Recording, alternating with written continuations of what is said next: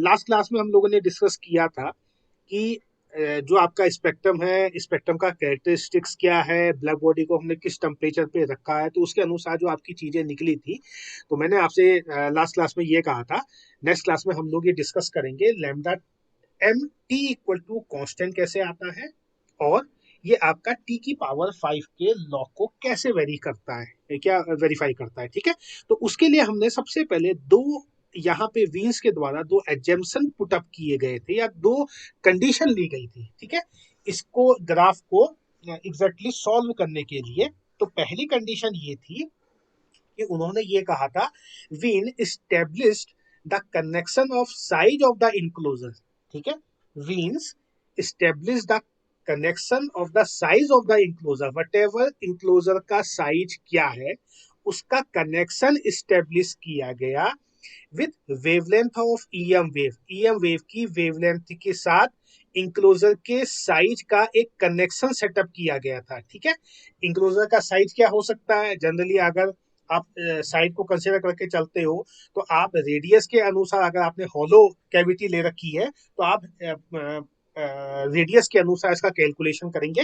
ठीक है, और सेकंड था कि कनेक्शन को स्टेब्लिश किया गया size of the enclosure and temperature of the enclosure, temperature और इंक्लोजर के साइज के बीच में भी आपने एक रिलेशन सेटअप किया था। तो वीन्स ने दो आपके कनेक्शन स्टेब्लिश किए थे और अपना एक डिस्ट्रीब्यूशन फंक्शन प्रोवाइड करा था। ठीक है, तो जो आपका पहला जो कनेक्शन सेटअप होता है कि the wavelength of the wave is linearly proportional to the size of the radius. ठीक है, साइज या साइज या radius of the spherical enclosure, जो ईएम वेव की जो वेवलेंथ है वो लीनियरली प्रोपोर्शनल चलती है स्फेरिकल इंक्लोजर की रेडियस के। ठीक है, स्फेरिकल इंक्लोजर की रेडियस की, क्योंकि जनरली जो बाद में आपकी ब्लैक बॉडी हम लोगों ने डेवलप करी थी वो सेमी स्फेरिकल शेप की थी या टोटली आपकी स्फेरिकल शेप की थी। ठीक है, तो यहाँ पे हम लोग स्फेरिकल शेप के लिए इसको पहले चेक करते हैं। ठीक है, तो उसका बाद जो इनका रिलेशन सेटअप हुआ था वो था lambda upon r equal to constant, यानी lambda proportional to r. Lambda proportional to r means, lambda proportional to r means the wavelength of a wave, the wavelength of wave is linear proportional to the radius of the enclosure. Suppose आपका enclosure ये है, ठीक है, ये एक cavity है। ठीक है, इसमें जो आपकी रेडियस है आर, वो होगी आपकी वेवलेंथ के इक्विवेलेंट, वेवलेंथ के इक्विवेलेंट। ठीक है, या वेवलेंथ के प्रोपोर्शनल में चलेंगी, वट एवर प्रोपोर्शनल में चलेंगी। ठीक है, वो प्रोपोर्शनल आपका कुछ भी हो सकता है, इसमें कोई फैक्टर भी आ सकता है, उससे रिलेटेड भी हो सकता है। तो अभी तो हम ये यहाँ ये लेके चल रहे हैं, lambda is directly proportional to R. ठीक है, यानी ये एक लैम्डा मैंने आपको दिखा रखी है और ये एक लैम्डा आपके आर के बराबर है, तो हम इस कंडीशन को ये भी ले सकते हैं लैम्डा इक्वल टू आर, अगर ये आर के वन फैक्टर को बिलोंग करती है, एन इक्वल टू वन पे। जैसे आपने बोहर का रूल पढ़ रखा है, क्वांटाइजेशन का बोहर का रूल पढ़ रखा है, उसी तरीके से यहाँ पे भी चीजें करी गई थी। ठीक है, क्योंकि बोहर के मॉडल वगैरह, रदरफोर्ड और बोहर के मॉडल इस टाइम तक आने लग गए थे। ठीक है, ये ध्यान रखिएगा। तो सबसे पहला हम इसी को प्रूफ करके देखते हैं, हल्का सा इसका डेरिवेशन देखते हैं कि आप इस चीज को किस तरीके से समझेंगे। तो इसको समझने के लिए उस समय क्या कहा गया था, उसमें एक कंडीशन ली गई थी कि हम सबसे पहले मान के चलते हैं, we consider a spherical enclosure. ठीक है, we consider a spherical enclosure, इस स्फेरिकल इंक्लोजर को कंसीडर किया गया। ठीक है, जिसकी वॉल्स मूव करती हैं आउटवर्ड, जिसकी वॉल्स, इसकी ये जो वॉल है ये आउटवर्ड मूवमेंट करती है, आउटवर्ड मूवमेंट कर रही है, एंड परफेक्टली रिफ्लेक्टिंग है, कि जैसे ही इसमें कोई वेव टकराएगी तो ये उसको परफेक्टली आपकी रिफ्लेक्ट करेगी। ठीक है, अब हम क्या करते हैं कि सबसे पहले हम इस कंडीशन को एक नॉर्मल से शीट पे चेक करके देखते हैं कि वहां से क्या रिलेशन सेटअप होता है, और उसके बाद इसको जनरलाइज कर देंगे आपके स्फेरिकल रेडियस के टर्म्स में। ठीक है, ये ध्यान रखना, स्फेरिकल की जो स्फेयर की जो रेडियस होती है उसके टर्म्स में हम इसको ट्रांसफर कर देंगे। तो सबसे पहली कंडीशन हम ये लेके चलते हैं, मे बी जो यहाँ पे हम कंडीशन लेके चल रहे हैं कि जो आपका इंक्लोजर है वो आउटवर्ड मूवमेंट कर रहा है, स्लोली स्लोली आउटवर्ड मूवमेंट कर रहा है, और जो इसकी वॉल है वो आपकी परफेक्टली रिफ्लेक्टिंग है। रिफ्लेक्टिंग करने का मीन्स है जैसे ही आपके यहाँ पे लाइट पड़ेगी, ठीक है, इलेक्ट्रोमैग्नेटिक वेव पड़ेगी तो ये उसको परफेक्टली रिफ्लेक्ट करेगी, ठीक है, ये ध्यान रखिएगा। ठीक है, तो पहली कंडीशन हम यहाँ पे लेके चलते हैं कि आपके पास एक क्या है, एक रिफ्लेक्टिंग सीट है। सपोज ये आपकी रिफ्लेक्टिंग सीट है, आपने एक रिफ्लेक्टिंग सीट ले ली, ठीक है, स्टेट आपने रिफ्लेक्टिंग सीट ले ली, और ए बी आपने एक वेव इंसिडेंट करवा ली, ये आपकी ए बी, ठीक है, ये आपकी ए बी।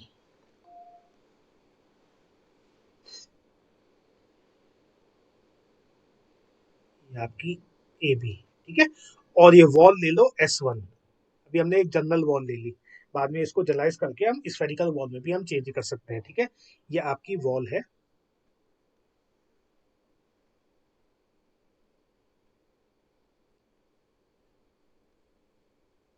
S1 वॉल है, ठीक है, और ये मूवमेंट कर रही है, ये ध्यान रखिएगा, विथ वेलोसिटी v से, ठीक है, जो हम यहाँ लेके चले थे कि आपका जो इंक्लोजर है वो आउटवर्ड मूवमेंट कर रहा है, आउटवर्ड मूवमेंट कर रहा है, तो थोड़ी देर बाद इसकी वॉल कुछ यहाँ तक पहुंच जाएगी, फिर इसकी वॉल आपकी और आगे तक पहुंच जाएगी, तभी आप कहेंगे कि लेमडा प्रोपोर्शनल टू आर की कहीं पे कंडीशन आप अचीव कर पाएंगे, ठीक है, ये ध्यान रखिएगा।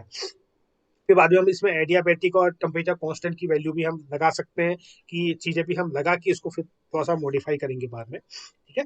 तो यहाँ पे A be with the beam of the radiation of lambda, ठीक है, लेमडा रेडिएशन की हमने यहाँ पे एक बीम डाल रखी है जो एट एंगल थीटा पे पड़ रही है,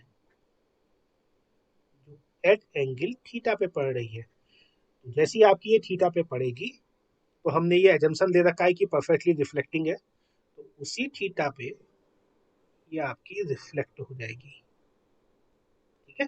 तो आप इसको ले सकते हो BC, ठीक है, ये S1 की पोजीशन पे तक काम चल रहा है, ठीक हो गया।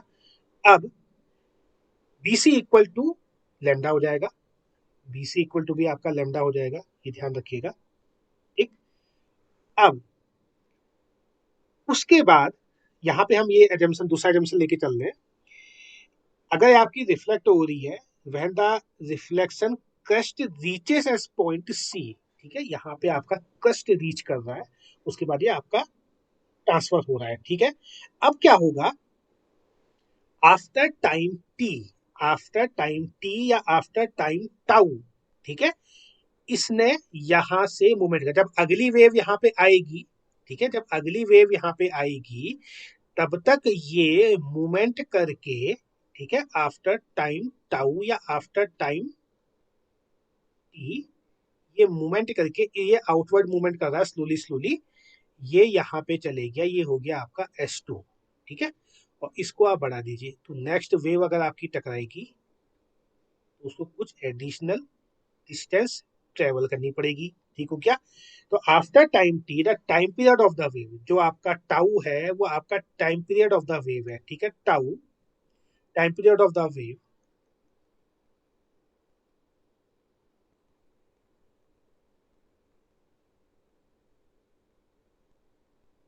ठीक हो गया। ड्यूरिंग दिस टाइम पीरियड, इस टाइम पीरियड पे आपकी जो वॉल है वो शिफ्ट होके F पोजीशन पे आ गई है, यानी इसने BF डिस्टेंस ट्रेवल कर ली है, ठीक है। तो ये कितना हो जाएगा, V इंटू टाउ या V इंटू टी, ठीक है, V इंटू टी या V इंटू टाउ, ठीक है। अब since the velocity of the radiation, consider कीजिए, since the velocity of the radiation, इस रेडिएशन की जो आपकी वेलोसिटी है is much larger, is much larger than the wall, velocity of the wall, यानी v या vs is very very less than c, c कौन सी है, इस इलेक्ट्रोमैग्नेटिक रेडिएशन की स्पीड, जो स्पीड ऑफ लाइट के बराबर होगी, क्योंकि आपका EM रेडिएशन है। अब जो ये वॉल की जो वेलोसिटी है वो हमेशा इससे कम होनी चाहिए, क्योंकि हम स्लोली ऑलरेडी लेके चल रहे हैं, तो इसके ये बराबर भी नहीं होनी चाहिए, ये इससे बहुत कम होनी चाहिए। ठीक हो गया। तो अब यहाँ पे थोड़ा सा हम ज्योमेट्री लगाते हैं इस एस पॉइंट पे, S2 पॉइंट पे, और थोड़ा सा हम यहाँ पे इसको चेक करते हैं। ठीक है, तो अगली बार अगर वो टकराएगी तो आप इसको थोड़ा सा तिरछा ले लीजिए, ये क्योंकि थोड़ा सा आगे की तरफ मूव कर गई है, तो ये यहाँ टकराएगी और ये इस पॉइंट डी पे टकराएगी, और यहाँ से ये आपकी फिर ट्रांसफर हो जाएगी या रिफ्लेक्टेड हो जाएगी। तो ये आपका एक पॉइंट आपने ले लिया। ठीक है, यहाँ तक आपकी आ गई। अब इसको थोड़ा पीछे में लाइए। ठीक है, इसकी ज्योमेट्री चेक कर लेते हैं, इसको पीछे में लाइए। ठीक है, तो ये एट एंगल थीटा पे ही आएगा। ठीक है, ऑलरेडी वही चल रहा है। यहाँ से दो परपेंडिकुलर डाल लीजिए, वही पार्ट डिफरेंस वगैरह चीजें निकाल लें। ठीक है, ये आपका हो जाएगा। ठीक है, अगर ये पैरेलल आ रही है तो ये भी आपकी लैम्डा होगी, नीचे वाली भी आपकी लैम्डा होगी एज यूजुअल, एंड ये एंगल आपका 90 हो जाएगा। ठीक हो गया।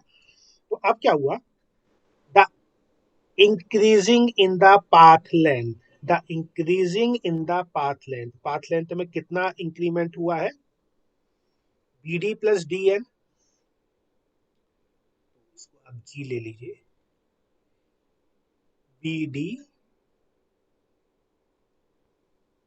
ठीक है, प्लस जी एन, या sorry D N, sorry D N. ठीक है, कितना ही इंक्रीमेंट है,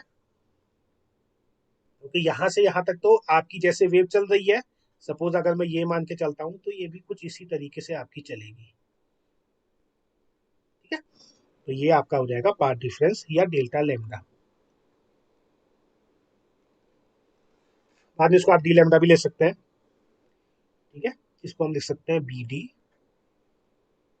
डी पॉइंट ये है आपका, ये आपका डी पॉइंट है, ये आपका एफ पॉइंट है, ये आपका जी पॉइंट है। ठीक हो गया, ये आपका S2 है, तो B D plus D N. ठीक है, B D plus D N, क्यों, क्योंकि ये वेव ऐसे ट्रेवल कर रही है। ठीक है, तभी मैंने कहा था ये इसका क्रस्ट टकरा रहा है, ये रिफ्लेक्ट होगा, वापस की तरफ आ जाएगा। तो अगली बार अगर मूवमेंट होगा तो यहाँ से टकराएगी, यहाँ की तरफ जाएगी। ठीक है, ये ध्यान रखिएगा, मैं इस तरीके से आपको दिखा रहा हूँ। तो जो आपकी ये वेव है वो कुछ ऐसे मूवमेंट कर रही है। ठीक है, चाहो तो आप इसको ये वाले पार्ट को आप ऊपर भी दिखा सकते हो, इसका ट्रफ एंड क्रस्ट आपको पता है, ऊपर का पार्ट और नीचे का पार्ट, इसका पॉजिटिव एम्पलीट्यूड और नेगेटिव एम्पलीट्यूड। ठीक है, यहाँ पे ऐसा एग्जैक्टली यहाँ पे ऐसी कोई चीज नहीं है, तो ये नीचे से भी मूव कर सकती है, ऊपर से मूव कर सकती है। यहाँ पे रिफ्लेक्ट हुई है, ये यहाँ पे रिफ्लेक्ट होती हुई आपको दिख रही है, ये तो कुछ इस तरीके से रिफ्लेक्ट होगी। तो एक्स्ट्रा ये यहाँ पे देखिए, इसने एक्स्ट्रा पार्ट डिफरेंस क्रिएट कर रखा है, यहाँ पे भी एक्स्ट्रा पार्ट डिफरेंस क्रिएट करेगी, और एग्जैक्टली ये यहाँ पे भी आपकी एक्स्ट्रा पार्ट डिफरेंस क्रिएट करेगी। ध्यान रखिएगा, एग्जैक्टली आपकी ये नहीं कह सकते कि आपकी वन वेवलेंथ है, अगर ये वन वेवलेंथ होगी तो ये भी आपकी वन वेवलेंथ होगी, ये ध्यान रखिएगा। ठीक है, क्योंकि ये इसका इसके साथ रिलेशन सेटअप हो रहा है tau, time period of the wave के साथ। ठीक है, तो ये कुछ इस तरीके से है, तो हम यहाँ पे ले रहे हैं ये B D plus D N. तो बी डी और डी एम के लिए यहाँ पे हम ज्योमेट्री लगा देते हैं, इसको हम लिख देते हैं क्या, ये हो जाएगा G D plus D N, G D, G D plus D N. ठीक है, इसको हम यहाँ पे बराबर प्रूफ कर सकते हैं, आराम से ज्योमेट्री से हो जाएगा।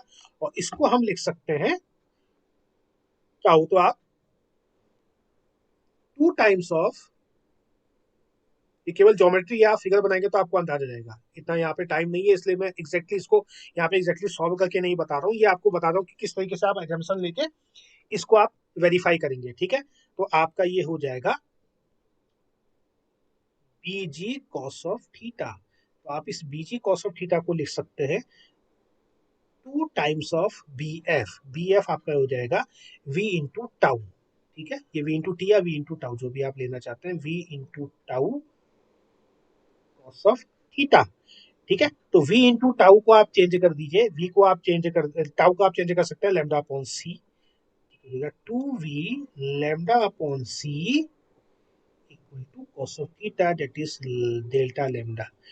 ठीक है, तो आप इसको चाहें तो आप इसको ये भी लिख सकते हैं कि lambda over lambda, delta lambda को आप डी लैम्डा लिख दीजिए। ठीक है, तो D lambda over lambda equal to two V over C cos of theta.